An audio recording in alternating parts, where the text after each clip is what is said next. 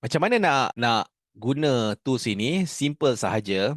Ya, ini saya tunjukkan daripada screen terus.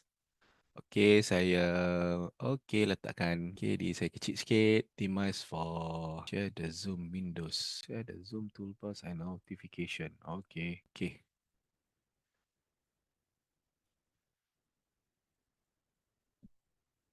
Okey, nampak tak? Nampak Saya harap. Okey. So, kata kunci yang anda boleh letakkan di sini adalah Google Business Profile. Dahulunya sistem ni dia kalau dia ikat terus dengan sistem Google lah. Anda kena guna login Google lah untuk anda dapat pakai tools ini.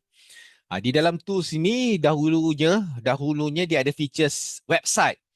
Tapi malangnya dalam beberapa tahun lepas dia melihat fungsi website tu pertamanya orang tak ramai pakai. Jadi dia melihat dan kemudian dia nampak dia ada macam overlap dengan penyedia website dan seumpamanya. Maka Google decide okay, kita tutup ajalah function tersebut lah. Jadi maka tinggallah dia punya sistem entry sahaja macam directory dan yang mana kita boleh letakkan beberapa info yang berkaitan dalam bisnes kita dan yang paling penting kita boleh letakkan kita punya position mapping perniagaan kita lah. Saya tengah melancarkan paparan di telefon sebagai kata apa? Guys, tolong like, komen dan share video ini.